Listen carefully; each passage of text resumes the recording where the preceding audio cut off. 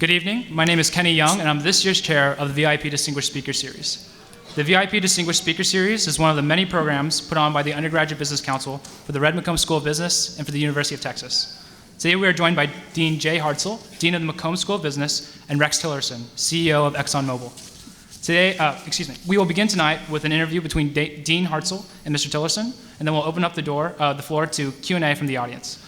As a reminder, today's event will end promptly at 6:30 p.m., and we would greatly appreciate if you could refrain from leaving early and using electronic devices. A native Texan from Wichita Falls, Rex Tillerson earned a Bachelor of Science degree in Civil Engineering at the University of Texas at Austin before joining Exxon Company USA in 1975 as a production engineer. From there, Mr. Tillerson had assumed a variety of positions with Exxon domestically and internationally. In December 1999, he became Executive Vice President of Exxon Development Company. Mr. Tillerson was then named Senior Vice President of ExxonMobil in August 2001 and was elected President of the corporation and member of the Board of Directors on March 1st, 2004. He assumed his current position 2 years later. Mr. Tillerson is a member of the Executive Committee and a former chairman of the American Petroleum Institute. He is also a member of the Society of Petroleum Engineers and a trustee of the Center for Strategic International Studies. He is a member of the National Petroleum Council, a member of the Business Roundtable, a member of the Business Council, and an honorary trustee of the Business Council for International Understanding. In 2013, Mr. Tillerson was elected to the National Academy of Engineering. Mr. Tillerson is the vice chairman of the Ford's Theater Society, a past national president of the Boy Scouts of America, and a former director of the United Negro College Fund. He is also a member of the Chancellor's Council, Development Board, and the Engineering Advisory Board for the University of Texas at Austin, where he was named a distinguished alumnus in 2007. While attending the University of Texas, Mr. Tillerson was a member of the Longhorn Band, Alpha Phi Omega, and the Teos Club. So without further ado, please help me welcome Dean Hartzell and Mr. Tillerson.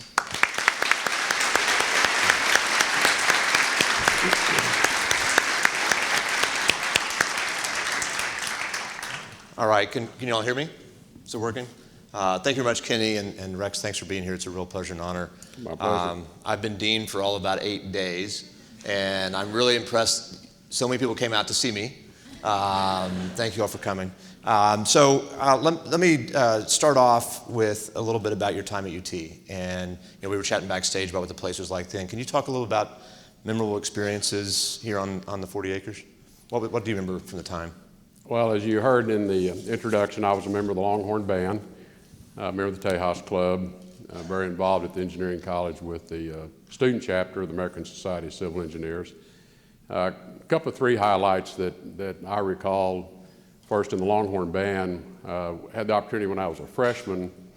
They took a group of only 100 members on a special mission to Peru, Lima, Peru. There was an organization called Texas Partners for Peru, and there had been a big earthquake down in Peru, and an entire city up in the Andes had been buried. 35,000 people died, and they had all of these refugees were afraid, so they had left the mountains and to come into the city of Lima. And there was a huge shanty town of almost 1 million people encamped on the outskirts of Lima. And so a group of people working with the State Department and the state of Texas wanted us to go down there. And of course the band was about 400 members, so they selected 100. I was very surprised that I got to go as a freshman. And it was the first time I had to get a passport. Never dreamed I'd have about 8 or 10 passports now.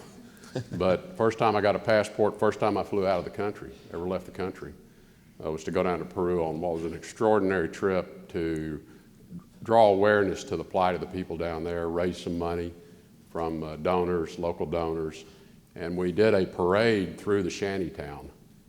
They wanted us to go out and actually do something for the people out there, and that was a pretty memorable experience because all these people came out, and there were literally hundreds of thousands of them. Just coming out to see something they had never seen before. So that was a memorable experience, and it made a huge impression on me, and probably was my first exposure in what I have spent my career, almost 41 years, the last 25 years or so, traveling internationally and working in emerging countries to, I think, have had that early appreciation for the plight of human people and what can be done, and what can we do? And it may have seemed small, but I'll never forget the look on people's faces when we just went down there and entertained them for about 15 minutes. So that made a huge impression on me and stayed with me. Tejas Club was a great experience, a group of young men of diverse backgrounds, pursuing different careers, different majors here at college. There were only about 3 engineers that were members. I think we were kind of the weirdos in the crowd. But the Tejas Club, when I was recognized with a Distinguished Alumni in 2007, in my remarks that night when I accepted the recognition, I told people the Tejas Club was this place where whatever you held to be true in your life to that point was going to be challenged, because it was a huge collection of very engaged, intellectual young men who just weren't going to accept that what you said was true. And so we'd have these all-night debates, philosophical debates, scientific debates, political debates, and it was an extraordinary experience for me in terms of learning how to think about what did I believe and why did I believe it, and what were the facts that were standing behind that, and what were just some fundamental beliefs I had from the way I was raised, and learning how to articulate those and defend them. And then learning at times perhaps that wasn't right, and now I got a different view, a different perspective. So those years I lived at the TP over at the Tejas Club were just extraordinarily valuable to all of you know you get 2 educations when you come to the University of Texas at Austin, and only half of them is in the classroom and in the book. The other half is everything else that happens outside of the classroom and the books. And then the third experience, of course, was over at the engineering college, and my, the discipline that was required of me. I struggled as a student. I was not the smartest student in the class. I had to work hard. I had a lot of challenges just with calculus, and I had an extraordinary calculus professor, Dr. Vick, who I think may still be teaching. He's been recognized as an outstanding professor, I know, many times. And Dr. Vick was fairly new to the campus as a professor, and I just was failing miserably at calculus, and I just didn't get it. And I went in to see him, and I said, look, I just don't think I'm going to make it, and I don't think I'm supposed to be an engineer, and I don't know what I'm going to do. And I was just, really distressed. And he just wouldn't accept that. He said, no, we're going to figure this out. You're going to figure this out. And Dr. Vick spent so much time with me when I would go see him, and he was just committed that he was not going to let me fail. He just wasn't going to accept that I was going to fail at this. And so I eked out my C's that I had to have. But I so admire him still today, and I was so pleased that over the years he's been recognized many, many times as an outstanding professor. And of course, what it taught me was that, don't ever give up on anybody. Don't ever give up on anybody. You don't know who they're going to become, what they're going to become. I guarantee you Dr. Vick didn't know who I was going to become. So I think that was another, when I reflect back on my time here, there are some things that happen to you that you don't realize the value of them right away, and you don't realize the value of them the first 10, 15 years you're out working. You're busy trying to make a career, you're trying to be successful. And at some point in your life, you do begin to reflect back on, how did I get here, and why did I get here, and what was it? And these are some things from my time here at the university that when I reflect back, I realize every one of those experiences were important to who I ended up being, and why I ended up being, and how I ended up to come to where I am. And so, and those are just 3 examples, and I could talk hours of all the great things that happened to me while I was here. Great, thanks. And what about as you left? What about your first job? Tell us about your first role outside of UT. As soon as I left here, of course, I went to work right out of the university here for Exxon Company USA. Now, I'll back up and give you a little perspective because, as you heard, I'm a civil engineer, and I did not intend to go work in the oil industry. I had co-opted and held summer jobs with Armco Steel Corporation. At that time, Armco had the largest steelmaking mill west of the Mississippi. It was a huge complex. They made both scrap iron as well as raw iron, iron ore into steel, ingots, plates, pipe. They made everything. There was a huge facility, and they had, when I graduated, it was a wonderful time to be graduating as an engineer. I had 17 job offers. Engineers were just in huge demand. So I winnowed that down pretty quickly, down to 3 or 4, but in the end it was kind of Armco and Exxon. And I remember I kept telling the Exxon recruiters, I said, look, I don't know a thing about the oil business. I don't understand what you think I'm going to do for you. And they just kept saying, don't worry about it, just come to work for us, you'll figure it out. And they were actually offering me about $100 a month less than Armco was offering me. And Armco was offering me a signing bonus because I had worked there and a guaranteed promotion in 6 months. But I remember going into married student housing the last time I saw the Exxon recruiters, and I told my wife, I said, you know, these guys from Exxon really want me to work for them. And I don't know if it's going to work out or not, but I think I'm going to take the job, and then in a year I'm going to check. And if it's not working out, I'm pretty sure the guys at Armco will still hire me. And so I went to work, got great training from Exxon Company USA, had great early assignments. I just fell in love. I fell in love with this business, and obviously I never looked back, and I've loved it ever since, and I still love it. So what, you hit on a little bit, what advice would you have for students thinking about their first job, if you were thinking things to look for? Well, you know, I think that what's important is to find an organization that you feel like you're going to be able to thrive in. And when I say that, culturally, you know, I use that word culture, it's going to mean different things to every one of you out there. What I learned very quickly when I joined Exxon Company USA, and I went to work in this very small district in Katy, Texas, at the Katy gas field. At that time, it was the second largest natural gas field in North America. It was a huge supplier of gas to power plants all over the state of Texas and all the way to Florida. And so it was a really big operation, but had a very small staff. And what I learned very quickly was the high standards of ethical conduct that Exxon expects of you.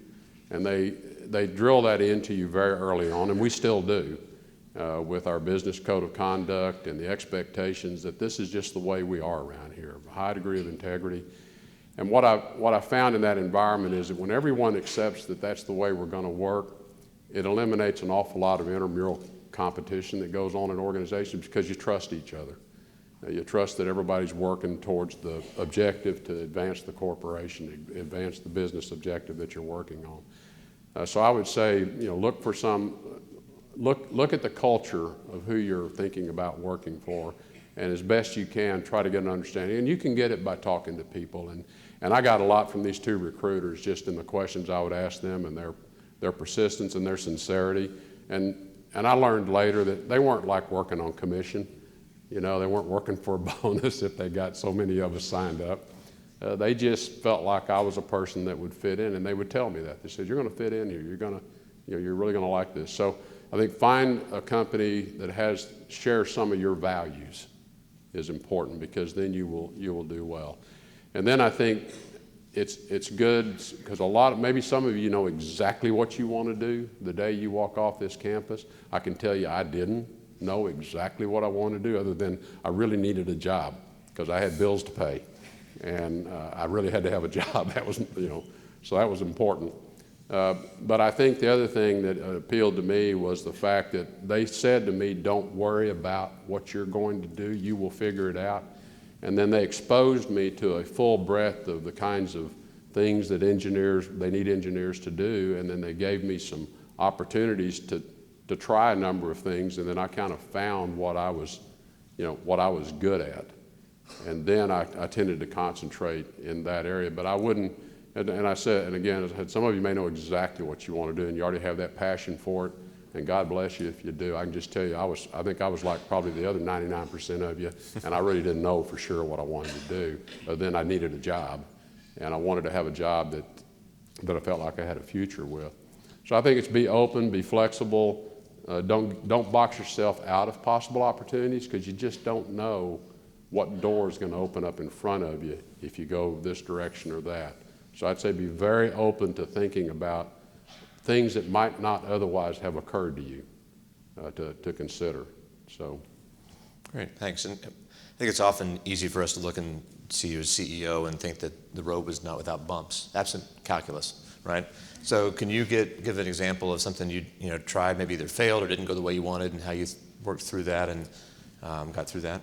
Well, I still do that. Everything doesn't work out the way you want it to. I'm going to give you in a broader context, though, one of the, and I consider it a failure.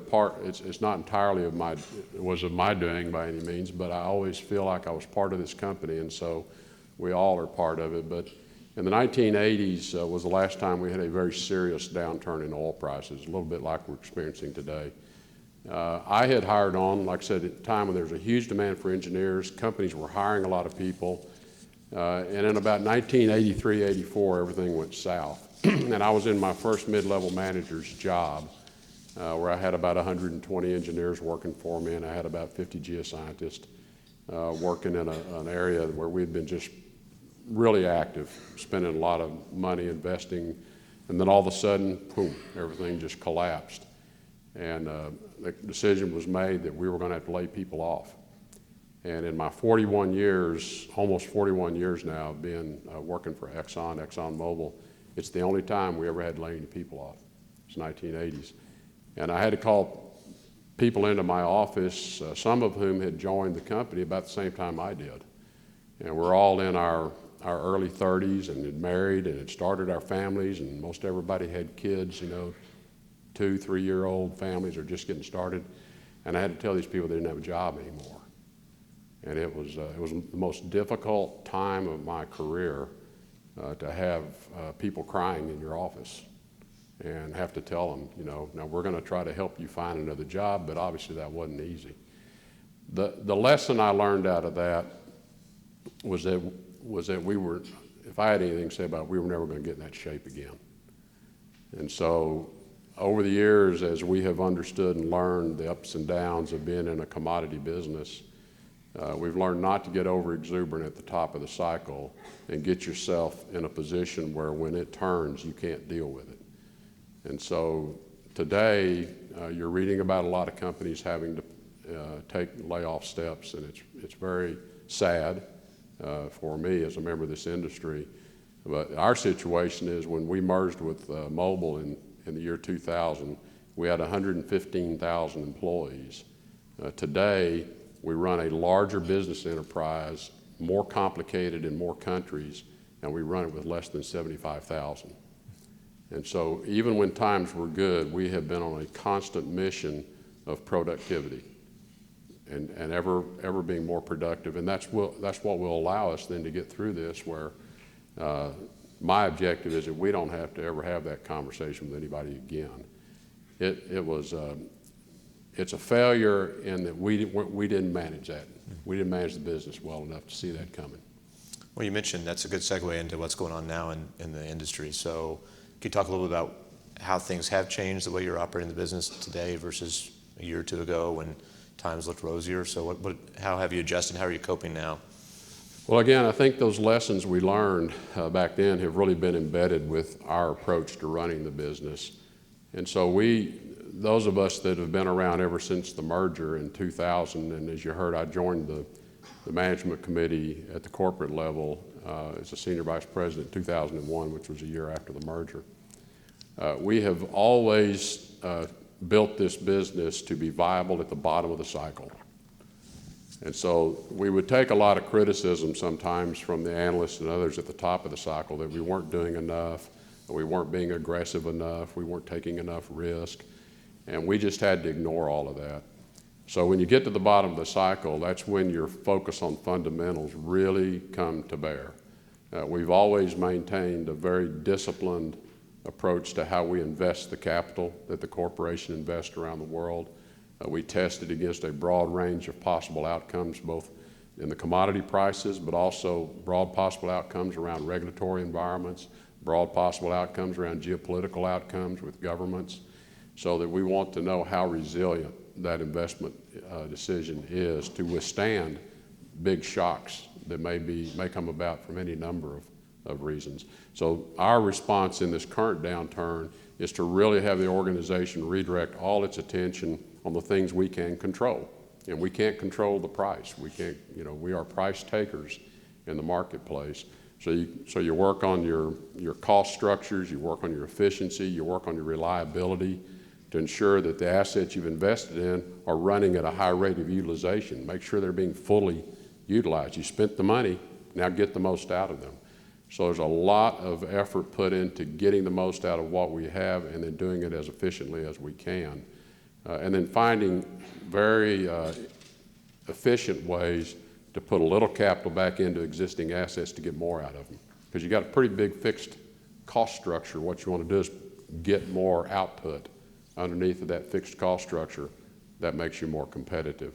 And that's where we have the organization really turning its attention today is, I know we got a lot of great opportunities out there, I tell them, and yeah, I know we invested $42 billion only 4 years ago, and we invested $31 billion last year, so we have, and that's fun. I mean, everybody loves to go out and take on these enormously complicated projects, like our liquefied natural gas project in Papua New Guinea, to our Arctic projects offshore Russia, to all these great places around the world to work, and they are so thrilling when you get a chance to work in these kind of projects. Well, we're still doing some of that, but the other day we announced we're only planning to invest about $23 billion this year. So clearly, we're bringing the investment levels down. Less focus. Let's take this time now that's available to us, and let's focus on the fundamentals, and just control the things we can control. And then I tell my people, please don't lose sleep over this, because I need you to be sharp and productive tomorrow. And come back in excited, motivated. We'll win. We are built to win, and we will win in this situation. That's how we're built.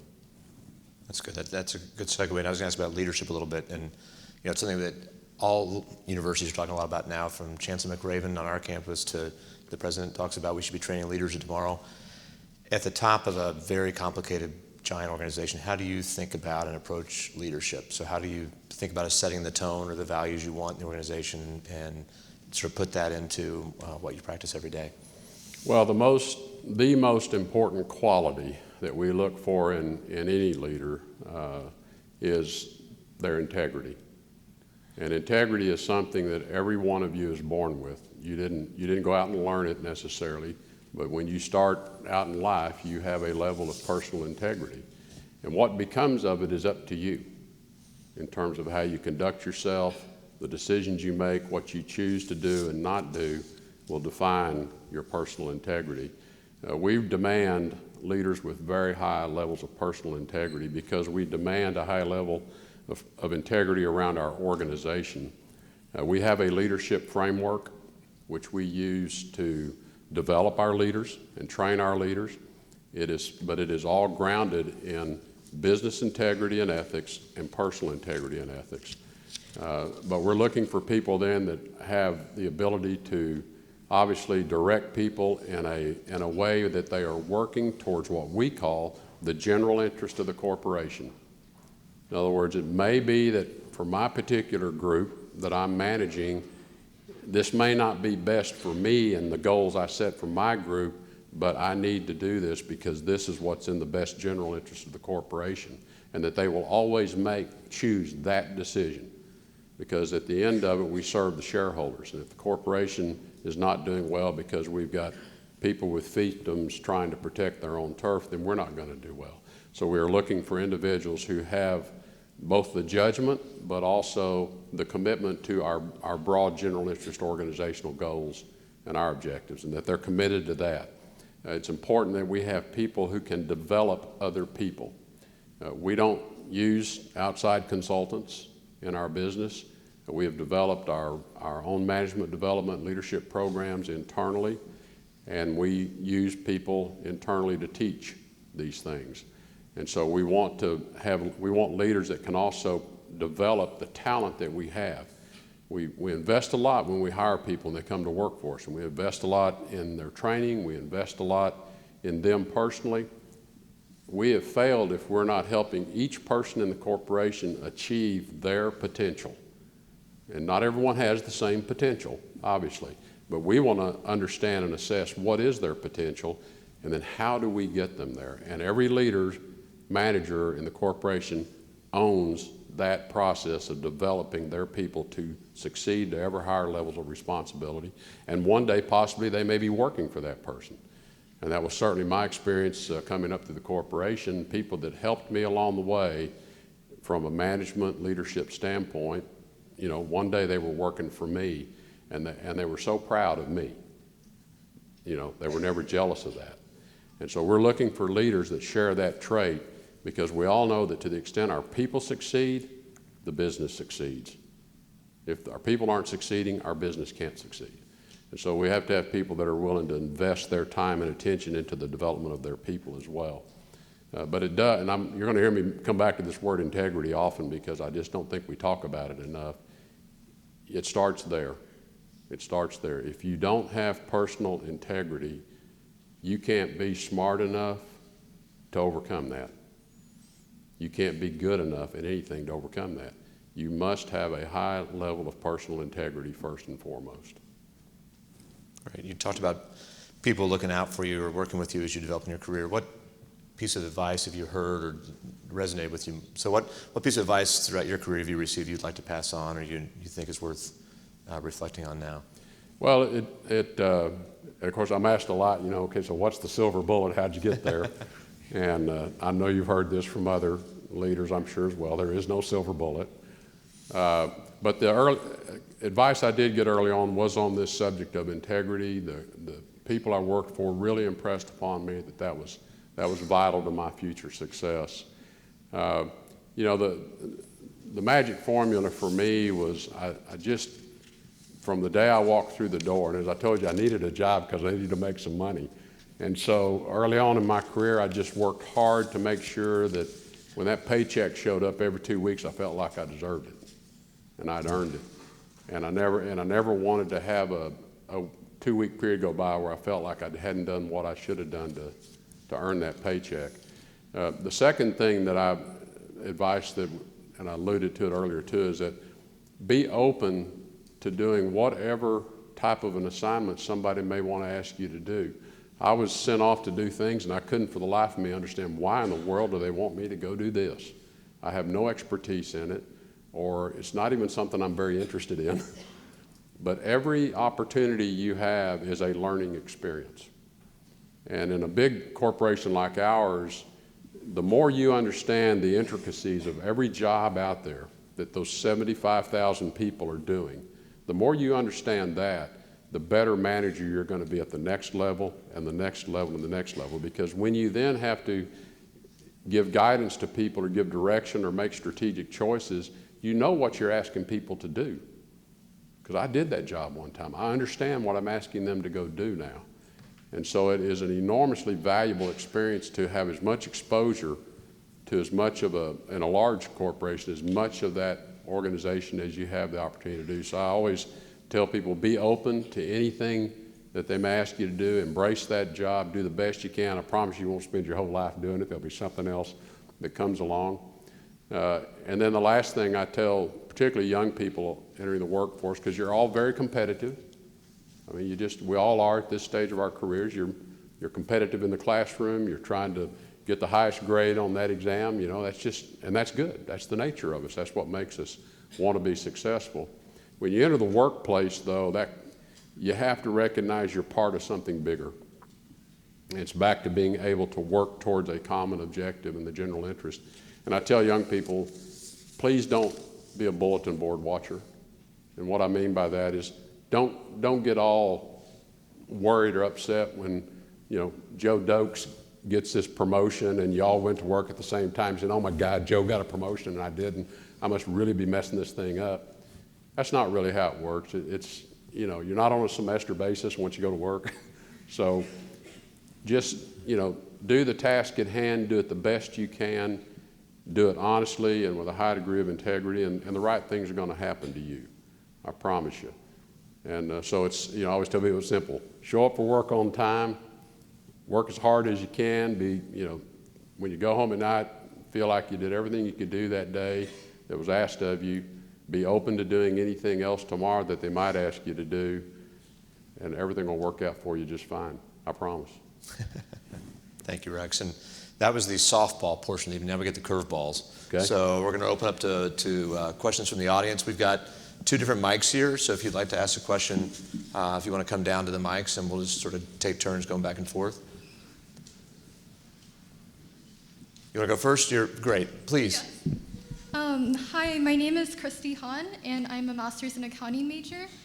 And my question for you is, how do you inspire hope and optimism within the company when morale is very low throughout the industry?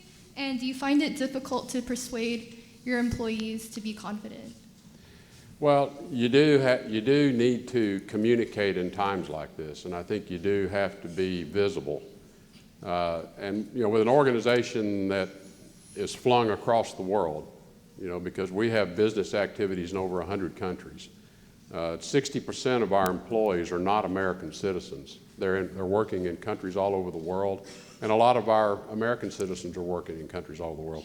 So we use, today we have great communication tools that we didn't have in years past with all of the digital communications we can use. So I can do videos and we can post those, but there's nothing like face-to-face, just like you and me right now. I mean, you're going to feel things from me that I can't convey in a video.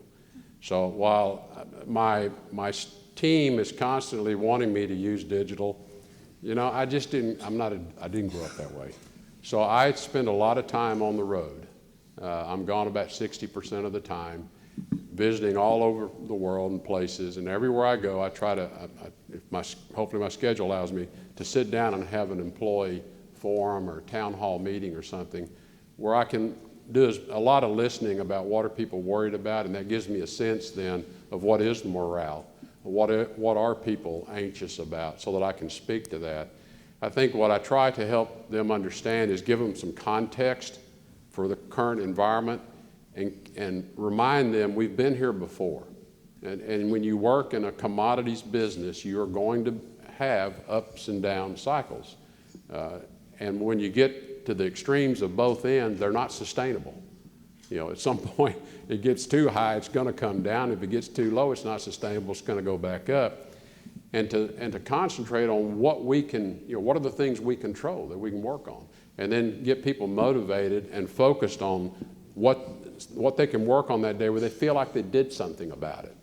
And I think that can be very motivational to people because they feel like I can dig myself out of this. And then just give them the confidence that we've been around for over 130 years. This is not the first time we've been through some pretty difficult times, and that as long as we are all working towards that general interest, we are going to be just fine, and we're going to come out of this just fine, and we're going to be as successful as we've ever been, and that, at least try to relieve that anxiety, but try to direct people on what you can be doing. And when you do that, then people get real motivated. Our folks are so smart. I mean, they're just so darn smart, and they're so capable that what I really have to do is tell them. They just want to know, what do you want me to do? What do you want me to do? I'll go do it. And so it's really up to me to try to articulate to them, depending on the group I'm talking to, this is what you can do, and it's within your control. And I need you to do it. I need you to do it, So it's a lot of communication. Okay. Thank you, Mr. Tillerson. Hello, Mr. Tillerson. Thank you for sharing. My name is Amanda Zhu, and actually I have two questions here. One for yourself regarding your personal career journey, another is regarding ExxonMobil in terms of corporate culture.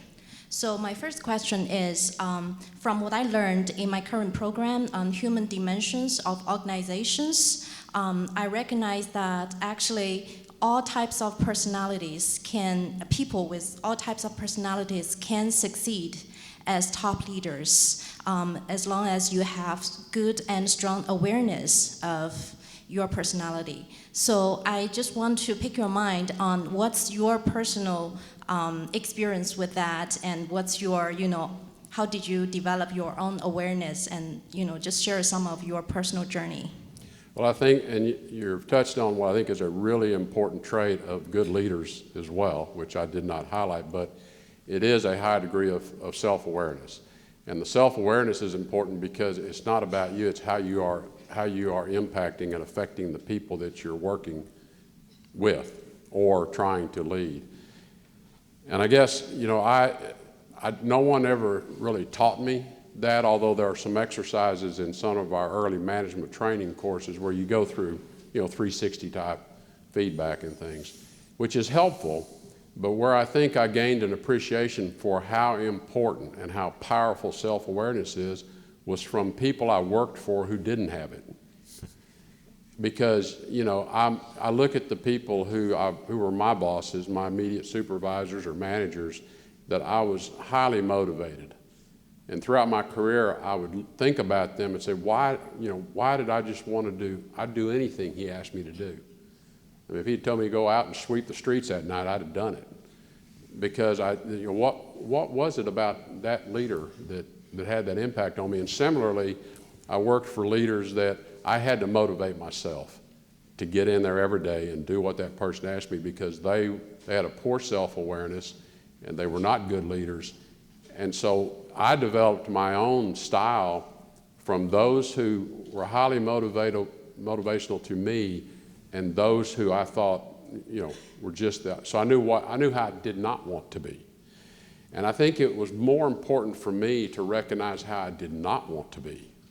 Because once I knew what I did not want to be, you take that away and everything that's left is how you want to be. And so it develops over time, and you're going to develop your own unique style as you move up and as you mature as a professional manager as well. But it is something that all of you, as you enter your careers, you're going to go through that.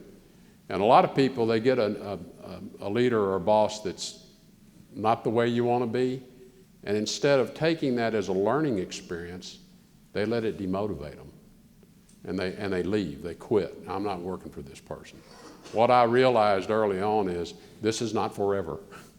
You know, if I just need to succeed, and I will move on, and I will work for someone else that's much better, and I always did. I always did. So if you don't mind, do you mind if we go just alternate back and forth, and if you want to come back around if we have time? Is that okay? I'd just like to make sure we give everybody a shot, if you don't mind. But stay nearby, and then if we have time, you can come back up. So please. Hey Rex, my name is Taylor. Exxon operates in a lot of countries around the world. A lot of these countries at times are at odds with the U.S. government. For example, like Russia. A lot is made about your relationship with Vladimir Putin. How do you manage your relationships with these world leaders that sometimes are at odds with the U.S. government? And how do you keep all these relationships open for future investments? Well, one of the things that I learned early on when I began to work overseas in foreign assignments is, and this is not true of all of my competitors, I'm not saying necessarily my U.S. competitors, but my foreign competitors, was to make sure that host governments, resource owners, and whether it's Russia or Yemen or wherever, the Middle East, make sure they understand that I'm not the U.S. government. I am an American company, and I will be bound by the laws of the United States and other countries, and I'm going to follow those laws. But I'm not here to represent the United States government's interest. I'm not here to defend it, nor am I here to criticize it. That's not what I do. I'm a businessman. And you would be surprised how many times I've had to have that conversation with heads of state who want to say to me, well, look, I know you can have some influence on the president. I need you to go back and tell him this. Okay? And there's only been 2 occasions where I did that because it was a matter of national security. And they did not know how to get a message to the White House. So I did it. So my relationship with Vladimir Putin, which dates back almost 15 years now, I've known him since 1999, and I have a very close relationship with him. I don't agree with everything he's doing. I don't agree with everything a lot of leaders are doing. But he understands that I'm a businessman. And I've invested a lot of money, our company has invested a lot of money in Russia very successfully. Our Russian workforce is 98.5% Russian national. They're magnificent employees. I mean, I admire them greatly in terms of what they're able to do. And he knows that us being there has caused good things to happen for them, and that we've been a positive force. And so we've got the sanctions in place right now, and he understands I'm going to comply with the sanctions. There's not any conversation otherwise about that. And they recognize that. The first time I went over to see them after the sanctions were in place, I was a little nervous, wasn't sure. And it was interesting because the first question they asked me is, well, how are you doing? Are you okay? And I said, well, yeah, I'm fine. Why do you ask? They said, well, we just wondered whether your government was coming after you because you've been doing business with us. So they were more worried about me and so they understood, we understand you can't do certain things now. And what I tell them is, we're not going anywhere. We've been around 130 years. When the sanctions are over, we'll all sit down and get back to work. And until then, we just have to comply with the law. So most of the leaders I deal with, I just have that kind of very open, frank conversation with them. Thanks. Good afternoon, Mr. Tillerson. My name is Andres Morales, and I was wondering, being the CEO of ExxonMobil, one of the biggest oil corporations, when you have a personal setback, what are the steps that you take towards overcoming them? What do you do personally? If I have a personal setback? Yes. Well, obviously, I depending on what the nature of it is, I look at the situation and do what I can to mitigate whatever negative effects or aspects there are of that, whether it's something personally at home, because work-life balance is a real challenge for people like me that are gone 60% of the time, or whether it's a personal setback in a relationship with a foreign government, and I've been through some of those, is to step back. And being an engineer, I'm an analytical person, and I try to analyze the situation and what is really going on here. I try to understand what is really at the root of what happened here, and what can I do to mitigate that, and what can I do to repair it if it's a relationship that's been damaged with another government or inside my company or at home. What do I need to do? And then deal with it as quickly as I can, and then move on. The worst thing you can do is carry those bags around. I tell you, they get real heavy the longer you carry them around. And my lesson in life has been deal with it as quickly as you can, deal with it honestly, openly, sincerely, and sometimes people can't get over it. And if they don't get over it, then I got to move on. I got to move on, and I'm going to move on.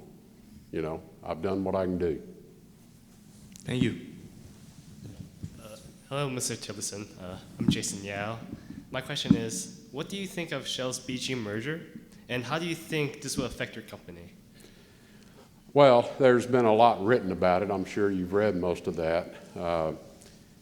We'll have to see how it works out for them. The timing, I'm sure, is not what, in terms of where we are in this cycle, is not what they had certainly anticipated. None of us are smart enough to know when these commodity cycle turns are going to happen. BG has, they have some great resource assets. They do have some very attractive resource assets in Brazil, off the coast of Africa, and they have a very large liquefied natural gas business, which was really the attraction for Shell, who also has a large LNG business, was to put those two together.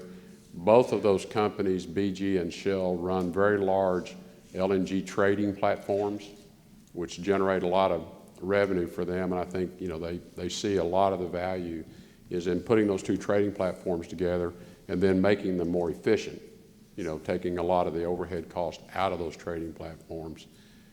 We don't do trading, we never have, stayed out of it, so I don't want to speak to how I think that may work out itself.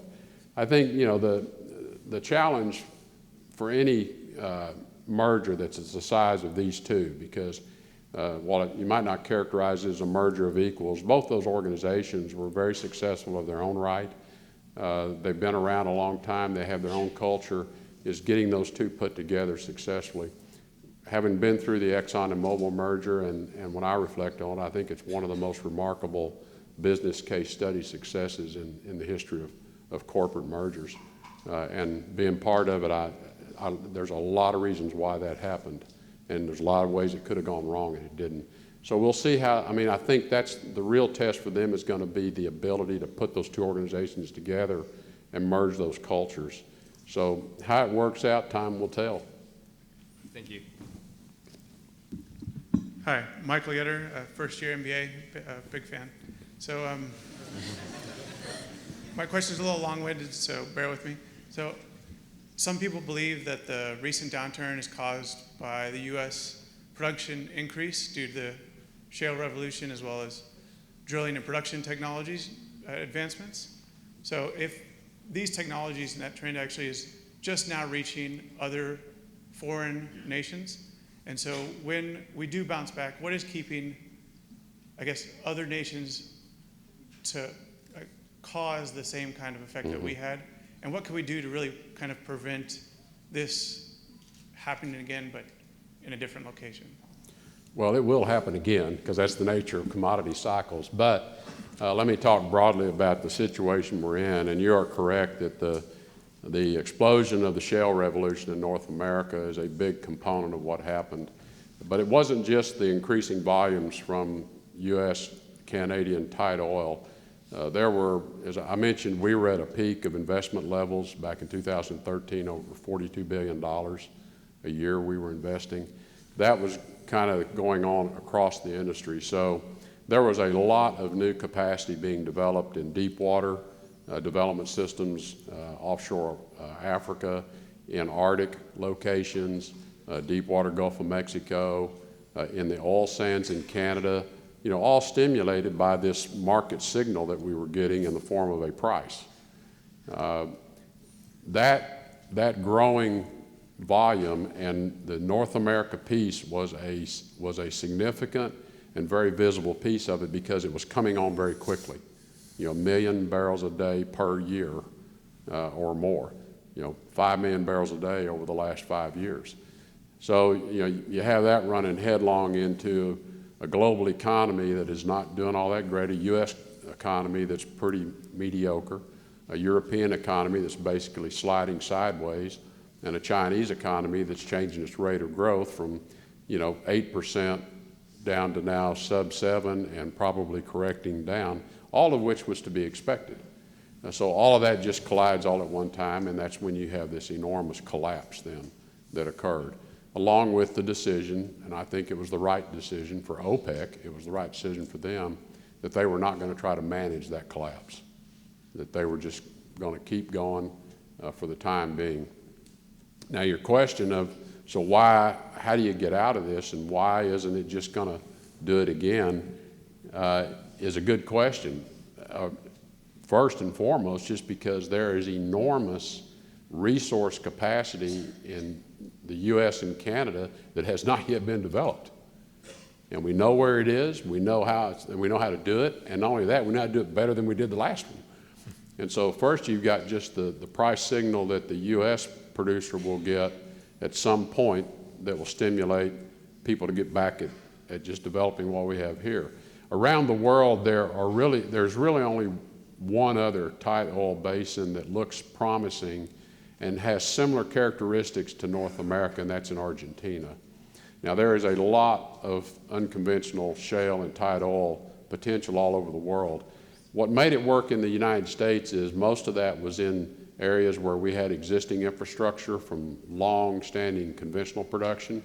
So we had pipelines already in place, we had people who knew how to do this, we had equipment, we had production facilities, and we had refineries nearby. And we have private land ownership and private mineral ownership. The United States is the only country in the world that has private mineral ownership. All other countries in the world, the minerals are owned by the state. So you had some natural competitive and entrepreneurial forces at work in the U.S. that will never be replicated anywhere else because of all of those elements. Now, Argentina and the Vaca Muerta, where there is potential, it is a conventional oil area. They have infrastructure, they have some pipelines, and they have capability. It is owned by the government. Argentina is not your most stellar place to invest in terms of stability, but when Argentina is good, you can make a lot of money. It's just not good for very long. So you got to make a lot of money, get it out of there, and then get ready for the next collapse. And we've been in Argentina for 110 years, so we've seen it several times. But I think the real broader part of your question is a very valid observation, and that's that when supply and demand finally begin to get themselves back in some kind of reasonable balance, and you give the market this price signal, and I don't know what the price signal needs to be, whether it's $40, $50, $60, $70, there are going to be a lot of people that are going to go back to work, and they're going to start adding that capacity back again. So there's always, and that is, again, the nature of this business is the supply-demand signals are not perfectly aligned, and it's because of the lead times it takes us to get started on the supply side.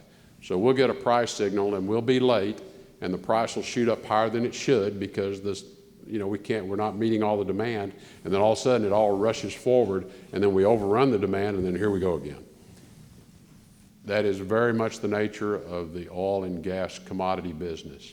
The good news for the global economy and for consumers is you're going to have plenty of energy available for well into the middle to latter part of this century. And it should be delivered at a very affordable price that is stimulative to economic activity. And that's the good stuff. And we like that too. We want to see the demand go up. Because for us, that's really the long-term benefit to us is to have growing demand. Thank you.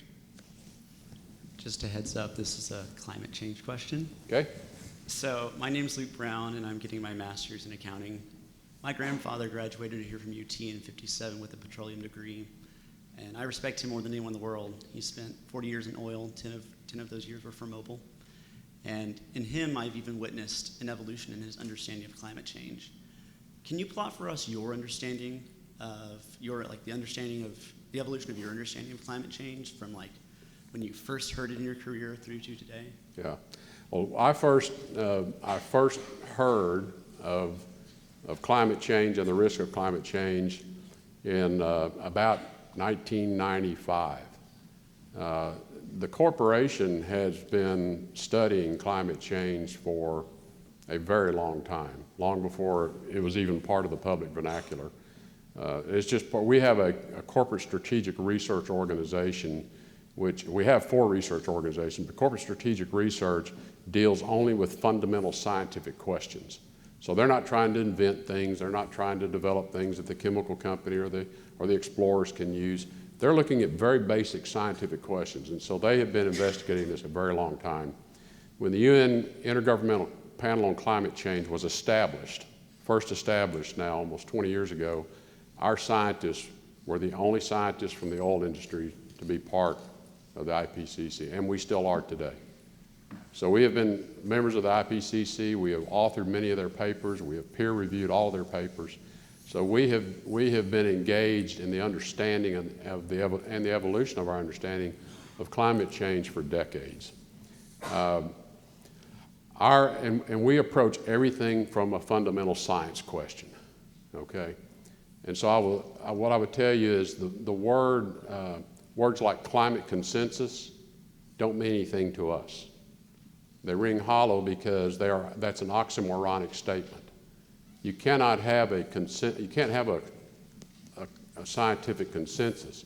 You can have a consensus around a scientific theory, but science, once proved, is science. It's like gravity. You don't need a consensus to say gravity exists. It's gravity. And climate is one of the most complicated, if not the most complicated, studies of science today going on. And it's going on broadly all over the world. When we were first studying it, not very many people were interested. We were working with a few academics, a few government scientists, but it now has evolved, and it's evolved in many ways because the technology available to us is so advanced to what we had a few years ago. A few years ago, we were looking at a handful of data points. Now we have the entire globe instrumented. From ocean buoys to satellites to air monitors we're getting data points by the millions now. And this is great because it's a science problem. The real challenge is building these models to try to predict the future. And in the UN's Intergovernmental Panel on Climate Change reports, and most people have never read them, most policymakers have never read them, but if you read their reports, they have a science report on climate modeling. And my favorite chart is in there, and it's a chart of projection of future temperature against CO2 concentrations, and there's like 20-something models. None of them agree. Some of them say we're going to get cooler. Some of them say we're going to get really warm. And there is no model that has yet been developed that scientists would say is competent at predicting the future. Now, so that is the state of play of the science. What we have come to the conclusion over that long period of study, and I've spent time with the MIT scientists that work on the climate models that we've supported development of. I've spent time with the Stanford scientists. we have come to the conclusion that this is a serious risk. We don't know, and anyone who tells you they know beyond a shadow of a doubt is simply not giving you a scientific answer. They're giving you an opinion. So our view of it is climate change is a serious risk, and it's a risk that we need to manage. And we're in the risk management business. That's what we do. So how should we manage this risk? And how do you manage it from a scientific standpoint? And how do you manage it from the way you use energy? And how do you manage it from your energy sources? And how do you manage it with public policy? Those are all elements of how you want to manage the risk. And we are engaged and participate in every one of those areas. And where we get the most attention directed at us is on the policy side, because we engage in policies that recognize this is a serious risk. It does have uncertainty about its outcome, and people hate that word uncertainty. But that's just a fact. We really don't know for certain how this is going to turn out. Now, you're going to make policies that are going to have dramatic impacts on the economy, not just our economy, but the economy of the developing world. And what you got to remember is there's 1.7 billion people out there that still don't have electricity. They don't have running water. They can't refrigerate medicines. They can't refrigerate food. They would like to have access to energy. My grandfather, like, yeah, they'd like to have access to energy. And so they have an aspiration to lift themselves out of poverty. It's going to take energy to do that. So the grand challenge for us, for ExxonMobil and for the people in my industry is, how are we going to meet the world's energy needs in the future and do it in a way that is environmentally responsible and manages this risk of climate change? And it involves a lot of trade-offs. And the thing that I get most disheartened about in our public debate is that most of the public discourse is at both extremes. It's at both extremes, you know, and that's not where the solution is going to be found. The solution is going to be found by thoughtful people coming into the middle and saying, yeah, it's a risk. I don't know how this is going to turn out. I got to do things that make sense for the long term, for the economy, and we got a lot of competing priorities, and we're just going to have to manage those. It's not a discussion that we can find very many people willing to have, and that is very disheartening to me. Thanks to your candor, appreciate it. Thank you very much. And I'm sorry for the rest of you standing up. Kenny's giving us the hook. We had promised Rex we'd be out of here at 6:25. We'd be done with this part of it. We should move on, but thank you very much for your candor, your time. I also want to thank you for all your support of both the Macomb School and University. You and Exxon have been huge partners of us, and we really appreciate it. So let me turn it over back to Kenny.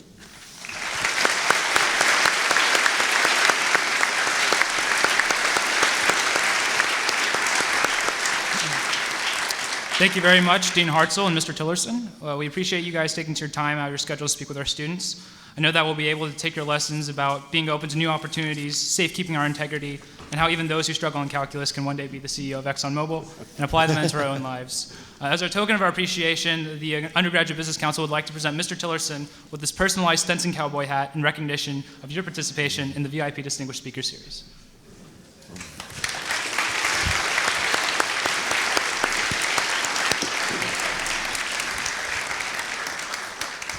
Can you give me a hook 'em? You betcha. My cows are going to love this.